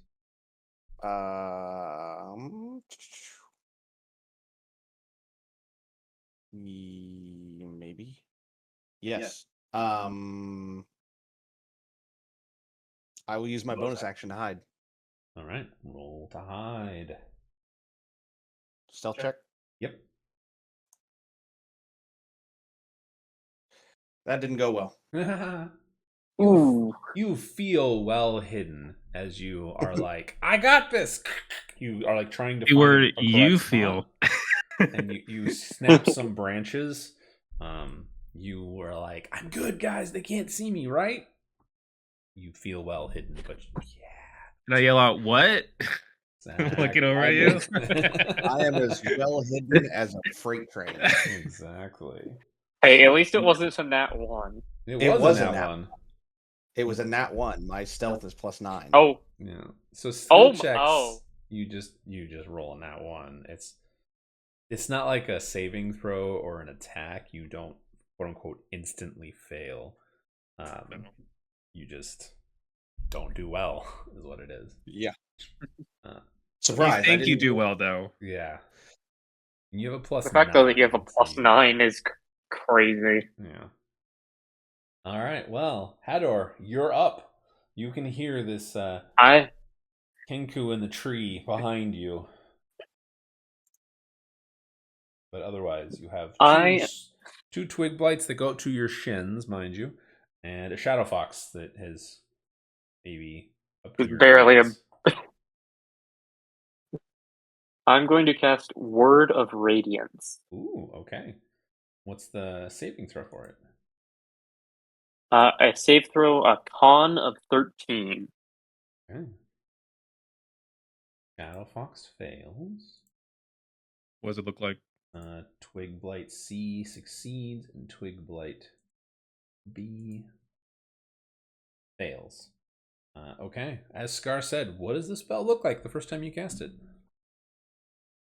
You see me lift up my symbol of Palor and like channel energy into it, and then from it bursts like a flash of almost like golden yellow energy. All right. What's the damage? Let me roll. 5. Not bad, not bad. Okay. 5 damage for both Twig Blight B and the Shadow Fox. Mm-hmm. All right. Anything else? I will. No, that'll be it for now. Okay. Brings it to Shadow Fox C, which thinks it's stealthy and is going to Shadow Jump here and attack Demetrius. Got a 20, not natural. Yep. And you're going to take 9 points of damage. Demetrius, as it rips into you, as it bites right into your ass. Literally into your ass. That's rough. Very rude. Very rude. The Shadow Fox B. I mean, at least he didn't get you from the front. No, he's going to shadow teleport to Sathelina and attack her. Got a 17 to hit you, Sathelina. 15, but I would like to use my spiny shield as a reaction. All right, so you cast Shield as your reaction for Spiny Shield. Yes, and it causes. Oh, the shield provide is a 2+2 bonus to AC. Okay. But either way, it causes 4 damage. Okay, well, you get to roll 2d4. Oh, what you did. Okay, so 4 damage. So you're still going to take damage from it biting you, but it also takes damage. So you are going to take 8 points of piercing damage. The fox takes 4. As the fox bites through the spiny shield, it goes, ah! Kind of yips back. You can see from its mouth there's just blood pouring out where some of the spikes got to it. The Shadow Fox A shadow teleports. Poof! The Hador. Congratulations, Hador. You get attacked as well. Oh, great. You got an It's 18 to hit you. So it probably won't take A too much what? more damage. 18 is what I rolled to hit you. That'll hit. Okay. You are going to take 6 points of piercing damage. And now it's all the twig blights. They're going to, of course, attack you, Hador, because you're at the pillar or at the stone. Ooh, first one got a nat 20. Ooh! And it's gonna do 8 points of damage. I am unconscious. Okay, you are unconscious. The second one is going to attack you. Still, Hador. Knew I should have done that spell. Okay, you have 2 failed death saving throws at the moment to hit you. Oh no! All right, Sathlina, you're up. All right. That's not good. Oh, You just watch Hador hit the ground, and he is bleeding out, taking damage. I'm going to use my short swords on my fox. Okay. 14 14 will hit. and 5 damage, or excuse me, 8 damage. 8 damage is enough to kill it. You slash through it, and as you do, you watch as the blood spurts away. It turns into like a shadowy mist, and with it, this necrotic energy floats off, and a regular fox just collapses. It's rotted and corrupted, but it is dead. All right. And that'll be my action. All right. Demetrius, you're up. You've watched these shadow foxes teleport around, but you see Hador go down, and they're continuing to attack him. Smack Shadow Foxy with my quarterstaff. Sorry, what was that? You got really quiet there.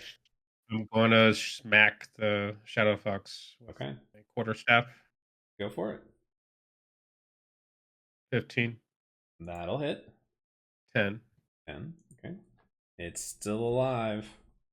Unarmed strike bonus action. Okay. Oh. I'm going to expend actually a focus point. Okay. To flurry of blows. So that's 2 unarmed strikes. Go for it. That's my bonus. 15. Hits. And it will kill it. You still have 1 more. Okay. 9, so... You have your movement speed, so you can still move. Yeah. If you want. I know. Okay.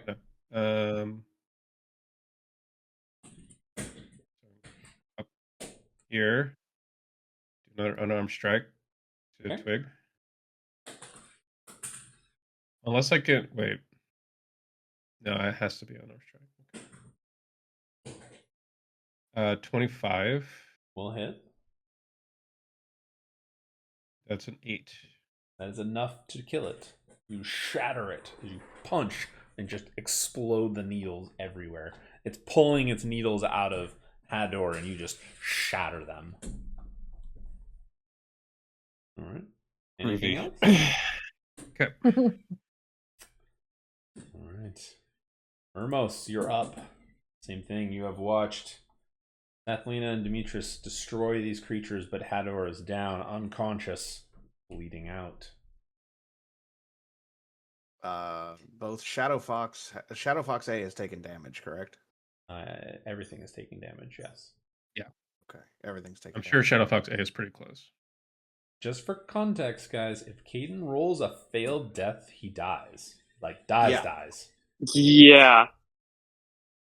I didn't have the range to do my cantrip. Yeah, I can't get to him. That's fair to dying. I could dash, but that eats up everything.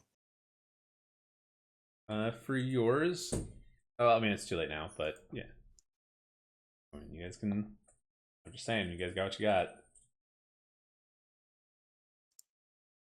But yeah, Hermos, what do you want to do? Yeah, about that.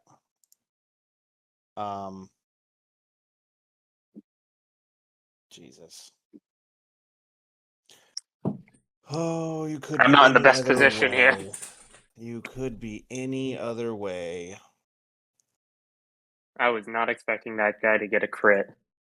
It happens when you're unconscious, and it happens for you guys too. Anything that's prone or unconscious, it's an automatic crit. No, I was talking about the other enemy that critted me, and oh, well, that's fair. Yeah, the one that took me down to the ground. I was.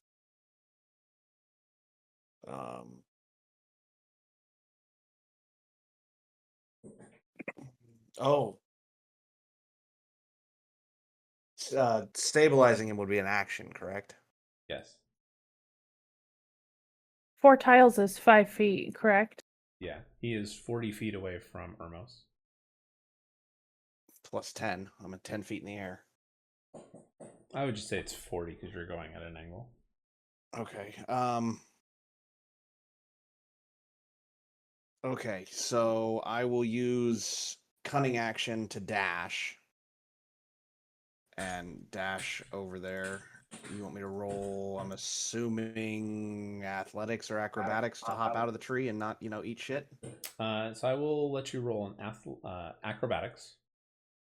You're good at. 20. You're Dirty. totally fine. You do like this crazy wild flip, land on your feet, and running.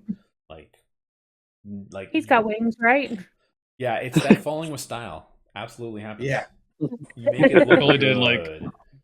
did a double backflip, so. And I will stabilize him. Okay. Which I believe you have to roll for. Yeah, because I ain't got medicine check. Yeah, I got nothing else to do it with. That's gonna be rough. Plus 0. 14? That is high enough. That works for me. You, Caden, you are stable. I just put 1 point of health. Yep, you For now. just for your character, like you can put successes, all success. 3 successes. You're stable. And I'm gonna move right back to back here. So when you move, the Shadow Fox will get an attack of opportunity on you, Armos. Well, I was right here. Oh, I'm sorry. I thought you were over the square. Okay, no, you're fine. I apologize. I can't count. So that was 45, 50, 60 right here. I was about to say, what, you're just going to leave me there? But then I remembered you're 3 foot 100%, tall. 3 And feet I'm tall. like What am I gonna do? I'm an 8'2". I'm an 8'2" tall giant compared to I'm you. 7 feet, so I mean, I'm gonna be in front. Yep, that will be my turn. All right. Hador, you are unconscious. You are still unconscious. You'll take an hour unless somebody revives you. Brings it to the Shadow Fox's turn, who is going to teleport to here for Ermos and make an attack. You should not. That's rude. How could you? 17 to hit. Yeah, that'll do it. All right, you take 7 piercing damage as it bites into your arm. And that's all it does. The twig blight moves to Demetrius and is going to attack him. Because why not? Oh, I missed the button. Huh. Rolled a 7 to hit you, Demetrius. Totally misses. All right, Sethlina. Suck. Your turn. I'm gonna shoot the fog. Get the other one. Okay. Take your shot. 16? 16 will hit. It has 1 hit point left. Oh, perfect. 5. And it's dead.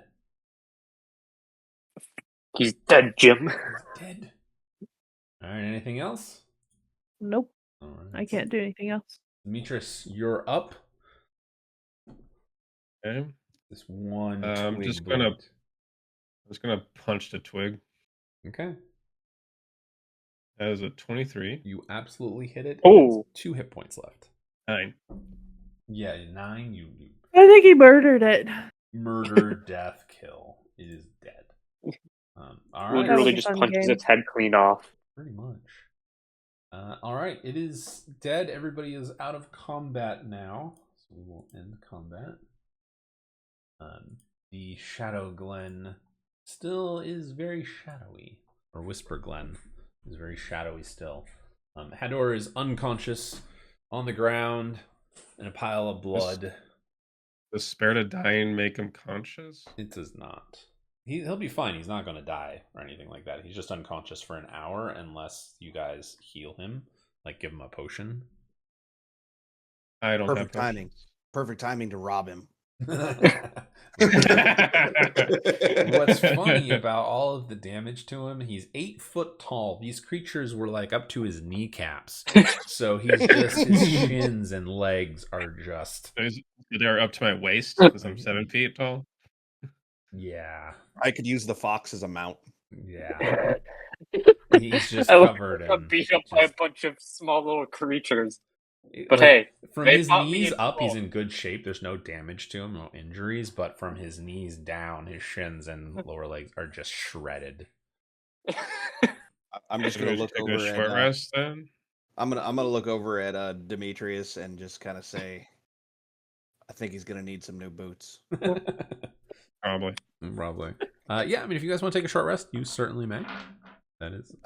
Can I kind of move closer before we take our short rest? Can I move closer to the stone and investigate it?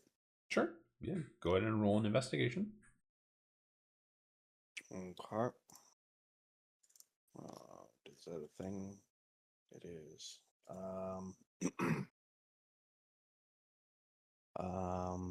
I'm gonna go ahead and roll that with advantage. Why?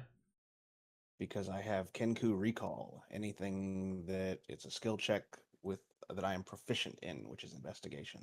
Ooh, okay. There you go. Allows me to roll it with advantage. No, just because I felt like rolling it with advantage. That was rough. Sometimes Not better. It rolled from a 16 to an 8. Oh, I mean half of it. So I guess that's something. So 13. All right. You look at it. You see kind of the same thing that Hador had before. The crystal or the rock, the slab, seems to have had some kind of writing or pictograph or something on it at one point. It's almost impossible to tell now, but it's been cracked up the middle in this lightning web of crystal that's slowly growing and pulling it, like separating it. There's definitely a sickening feeling coming from it. You're not skilled in any kind of magic, so you're just like, I don't know. So can I pick up one of the pieces of the twig blight and poke the crystal? Sure.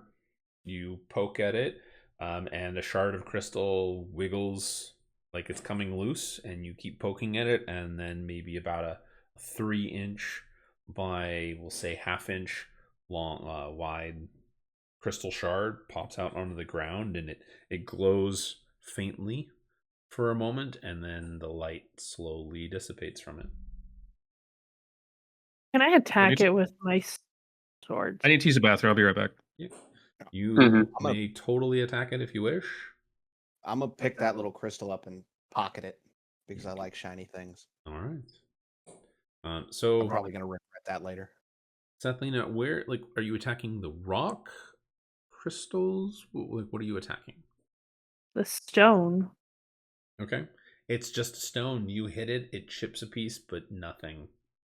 Your swords are not going to do enough damage to it to do anything. Could I try instead, because I just want to see something die? Can I do that to the crystals now? Yeah, you can target the crystals if you want. If I proceed to die from this, I'm in a beast. So I mean, you roll a 20. You kind of slash, like you're trying to hit the crystals, and you kind of just slash downward. And I mean, he poked him with a twig, and it managed to wiggle it out. You break through the crystals. You just hit them over and over. And kind of clear out. It's like clearing off the barnacles off of a sea creature. It's kind of the same thing you go through. Your sword, thankfully, we'll say, is well enough made that it doesn't take any major damage from attacking a stone. Sorry, stone wins over metal. But you managed to basically clean out the crystals, and now there's just a pile of crystals on the ground. The light slowly fades from them, but you can see that there is definitely a jagged edge to this, and the crystals were separating the rock. But as soon as you clear out all the crystals, the sickly violet color goes away. Joy. Would I take a short rest, by the way? Well, no, after an hour, so when everyone else takes a short rest, you would come to consciousness with 1 hit point. I will take that short rest. I mean, Caden, you have healing spells. You can heal yourself. It's not a big deal. True. Like, Correction, I have a healing spell. that's still something. I'm gonna pull a scar. I gotta go pee. All right. It's a little important.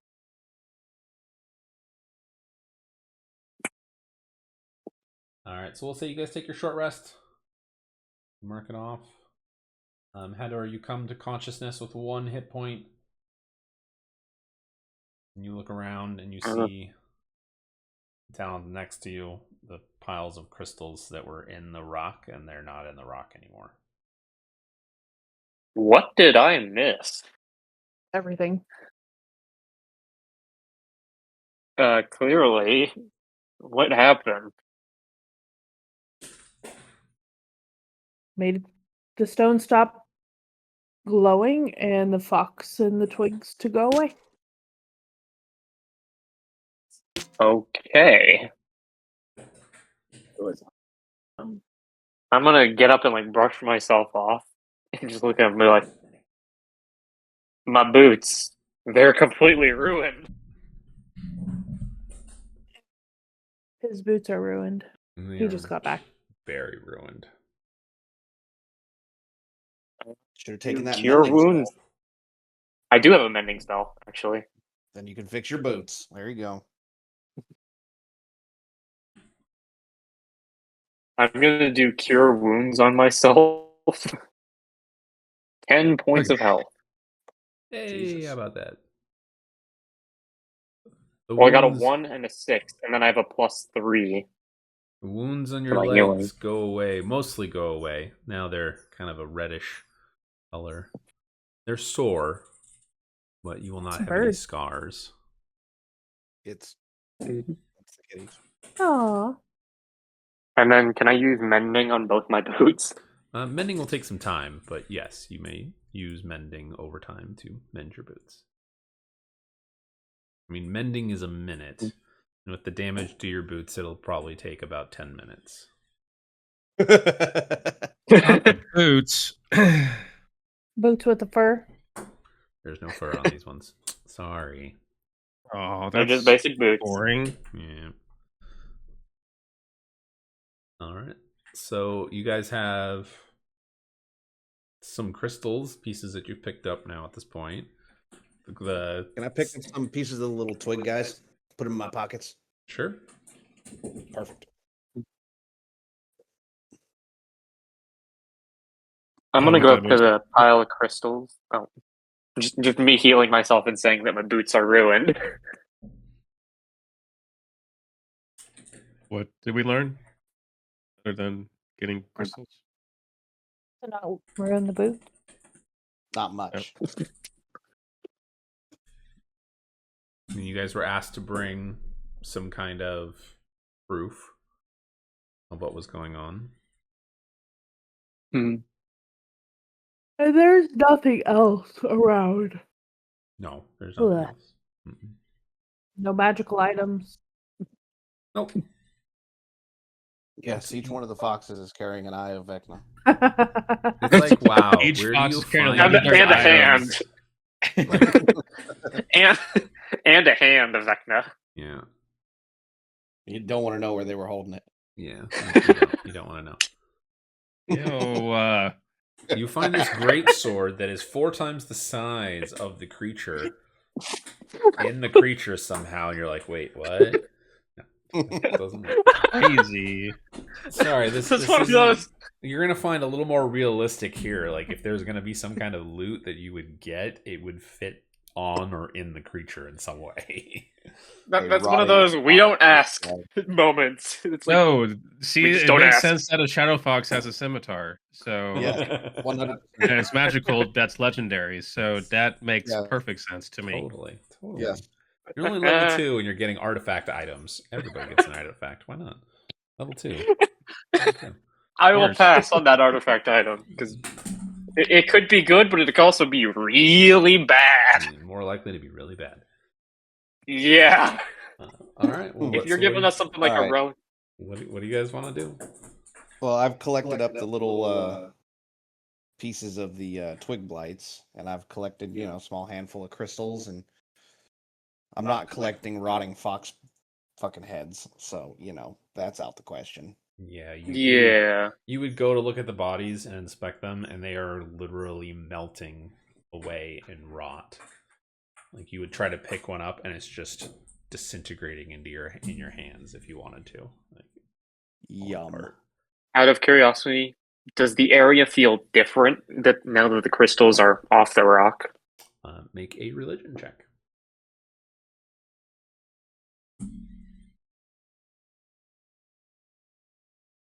$14. You definitely feel the aura of necromancy or necrotic aura has decreased dramatically. It's still present there, but it hasn't gone away completely. But before it was kind of overwhelming, and now it's not. Could I inspect one of the crystals? Sure. What do you just want to do a general investigation of it? Yeah. Okay, go for it. That is an 8. So I mean, you look at it, they're kind of a quartz material. It looks like you're not an expert in rocks by any means, but you would assume it's a quartz. But you can see that inside there is this green, blackish, like spiderweb vein that seems to be growing through on the inside of it. Out of curiosity, could I try channeling like light into it, like Palor's light in a sense?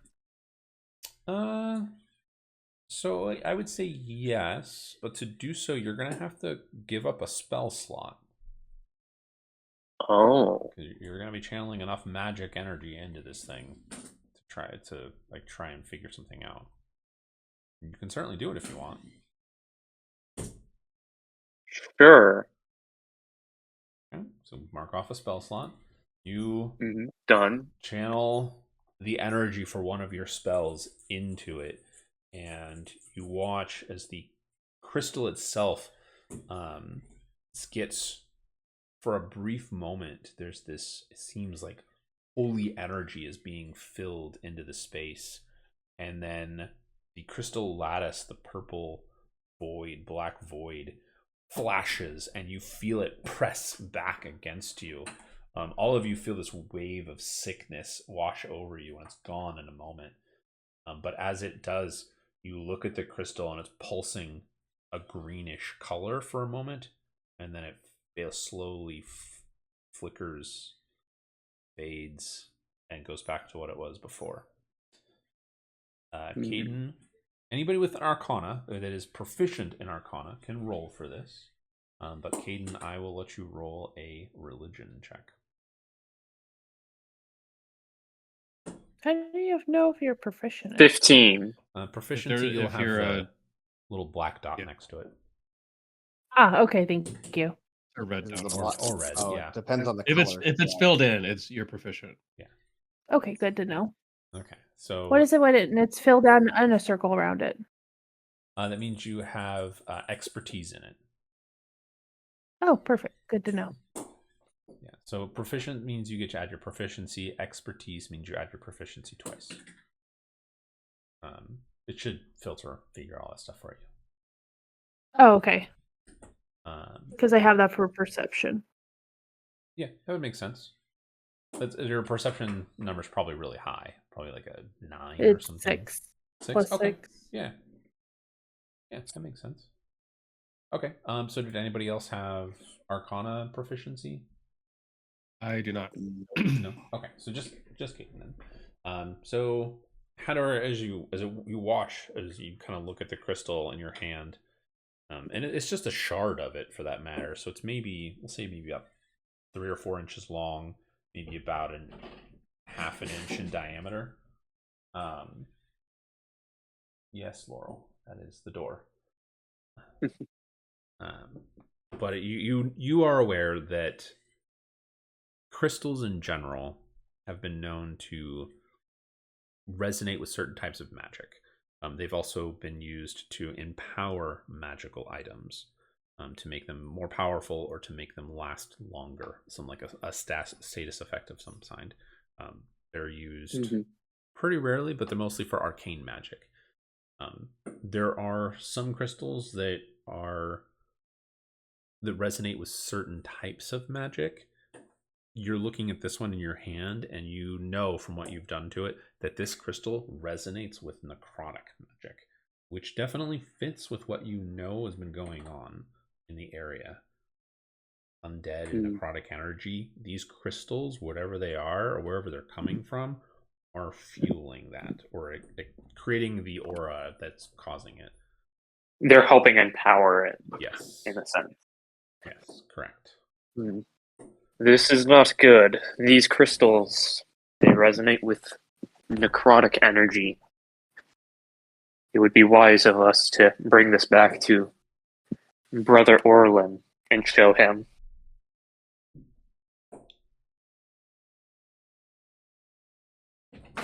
I'm down. Nope, that'll be where we go next. All right, so you guys heading back to town? Yep. Okay. So at this point, we'll say it's around like 1 o'clock in the afternoon when you guys get back to town. You guys are grimy, bloody, dirty. You look like you've been in combat. You guys tended to yourselves. At this level, just so you guys know, so when you take a short rest, it's not, you guys aren't magically healing yourselves. So if you took injuries, you are bandaging yourself. It's just, hey, look, I got bit on the arm and I wrapped my arm. I got bit in the leg, or in the ass in Scar's part. Sorry, Scar. Your ass is a little tender. Rude. So rude. But that's going to be a hard place to bandage. Yeah, so I mean, I'll manage. You'll manage, yes. I mean, it's like Captain America's ass. It's you got the ass of the party. You're a monk. That's Asheon's ass. Thank you very much. That's debatable, but we can have that argument. We could. Are we going to? Maybe. Maybe not. Maybe. Oh, we could. Maybe. So you guys make it back to Greystone Hollow. You follow the path, no problems. As you guys are walking through town, this town is village has about 5,000 people in it. You guys are wandering through the streets and covered in blood and grime and bandaged. People are definitely pointing and looking at you like, what the hell? There are mothers that are holding their children. The children are like, Mom, what's that? Who are they? Why are they like that? What did they get into a fight? Like, nobody really knows what's going on. Nobody knows who you are as of yet. But you make yourselves back to the temple, and there's several people inside praying, and you wander in, and they go, oh my gosh! Brother Orlin and Father Darlin come out, or Daleron, oh my gosh, I didn't get the names right. Daleron comes rushing out to see what the commotion is, and Brother Orlin sees you, and he goes, oh my gosh, by Paler's light, are you okay? Are you fine? What happened? We're okay as one can be. Well, what happened? We went to investigate the underground area, and we were attacked by creatures, and they seem to be empowered by one of these. And I pull out the crystal and show Brother Orland and Father Darlin. Daleron. Daleron. I know. I murdered the name too. It's okay. Just say Elrond. Jeez. And just call him my darling. My darling. I have this.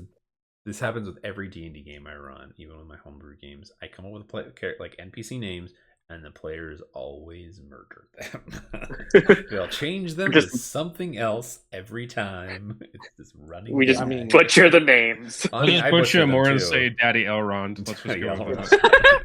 Oh god! It's better to murder their name than murder them. I mean, that's true. So as you guys are holding up the crystal, Father Daleron makes it up, and he goes, what is this commotion? So you guys haven't met him before. He's a half elf male. He's in his mid-50s. Got a very slender frame, weathered hands. He's got ash blonde hair streaked with white, and he kept shoulder length. He's got it tied back with a strip of sun-bleached cloth, but the symbol of Palor is in the center. He's got these silver flecked hazel eyes that are calm, very calm looking, but at the moment there's a light to them, and he sees you guys are, bloodied in a mess.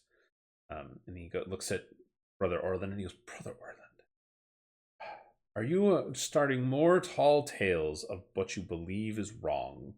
Brother Orland goes, no, Father, they have proof. And he kind of turns and raises an eyebrow at you, Hador, and he goes, is this the proof you bring, this shard of crystal? Indeed.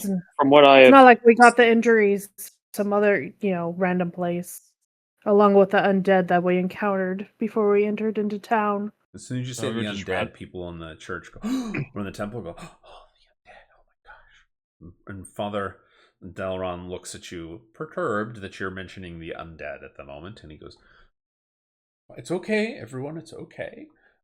Please, if you have proof of this, perhaps we should talk in private. And he kind of motions for you guys to follow him. Mm-hmm. I will follow after him. Okay. Following. We follow along, following leader. Making our way. Making your way downtown. He brings you into a small little a side room. I don't know what the name of it would be in a temple or a church. I apologize. Like a sanctuary, I guess, a little bit. Closes the door behind you guys. And he holds out his hand and he says, well, if this is proof, may I see it? I will hand him a crystal. Okay. So he takes a look at it.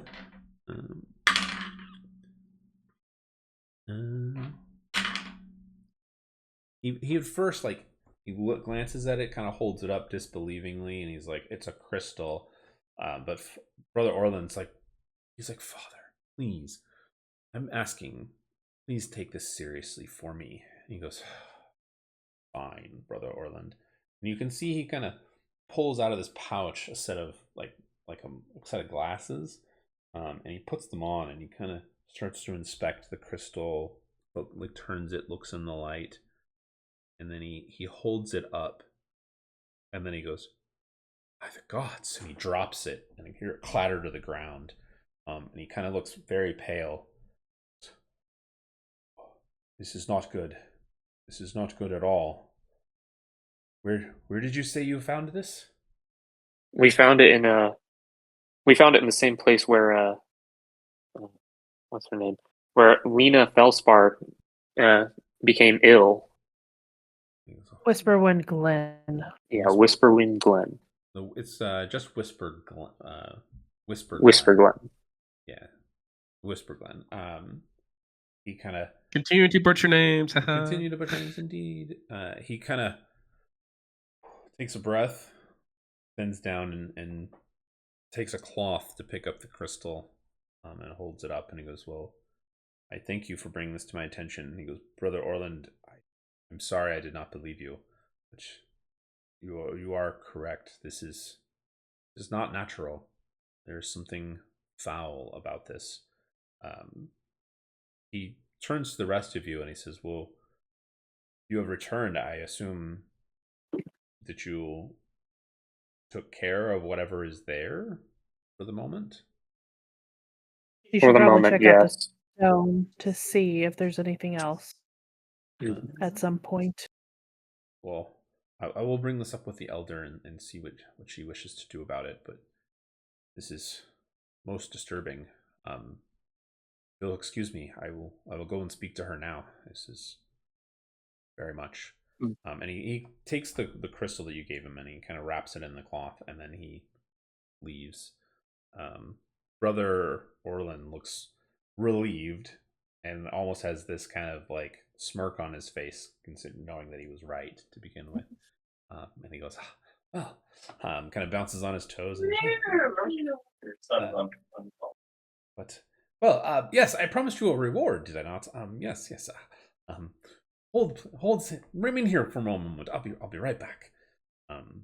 He ventures off for a moment, comes back about 5 minutes later, and he goes, "This is the best I could do and manage. We don't have much coin here, but it is at least something." He brings to you, Hador, and he hands you a simple leather pouch. And inside you can feel it's a bag of coins. There's quite a few coins in there. You're surprised. You're like, quite a lot of coins. You open it up and you can see that there is mostly copper pieces in there. But there appear to be a couple silver pieces, or about half of it seems to be about silver. And there are a couple of gold pieces in there. In total, you don't have to go out and count it. It's 5 gold pieces, 90 silver pieces, and 100 copper pieces. So you guys can divide them. Okay, say that again. 100 copper. 100 copper, 90 silver, and 5 gold. And then, on top of that, he holds up, or kind of lifts up, a small potion bottle.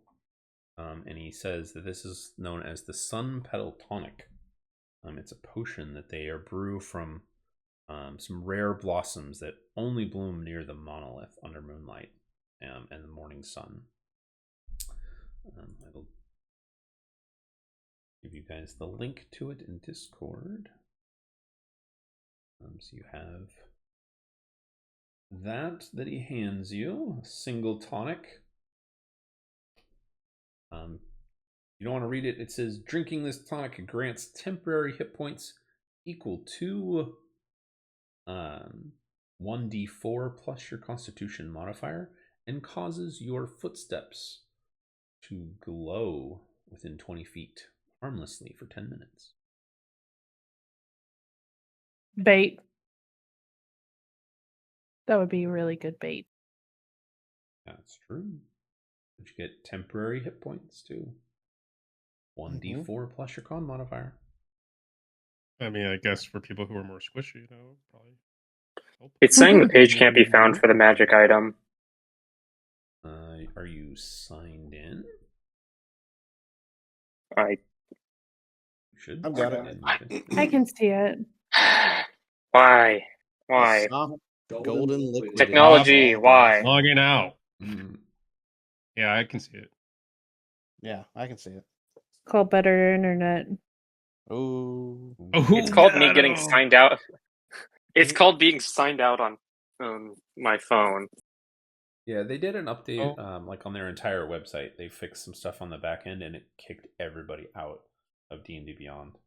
Yeah, I did that. That was like last week. Yeah, it was sometime last week. So if you hadn't, I wasn't here last week. I was out of state. Yeah. I mean, if you hadn't signed in the last week, that's why. Yeah. So this soft golden liquid in a small glass vial, warm to the touch. Who wants to hang on to that?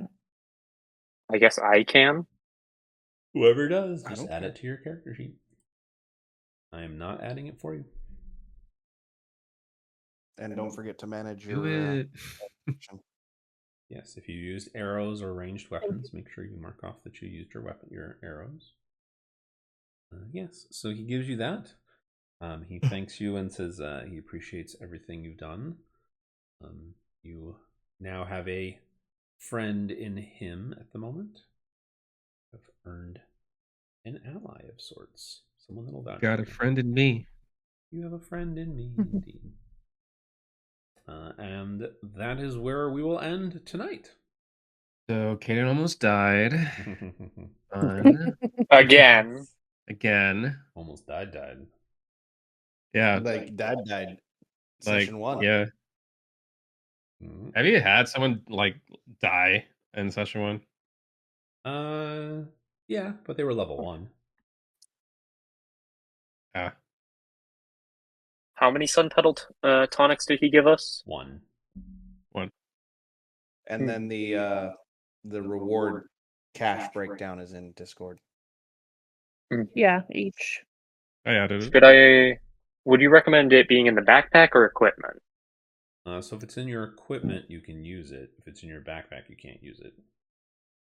Think of it like your I would put backpack it. is on your back, like literally a backpack, whereas your equipment Mhm. is items that are physically on your being, ready to be used right away. That one, that's crazy Mhm. talk. I know, inventory management. Doesn't make sense. Who Yo. does that? Who inventory manages? I will tell you all of this now. There will be many a times where something will happen. Either an NPC, someone will try to steal something from you, or maybe something will try to grab you, grab your backpack, whatever the case may be. And I will say, hey, I'm gonna, like, if you get like Caden, like you got robbed in the Yeah, statue. Tyranny Yeah. of Dragons. Yeah, the difference Yes. being here is that if it's like a pickpocket, they're gonna pickpocket what's on your person rather than what's in your backpack. So, just something to be aware of. You can move like coin and gold into other pouches, and bags. You can certainly do that. There is an option to do Mhm. that. Well, it is in my equipment for now. Okay, yeah.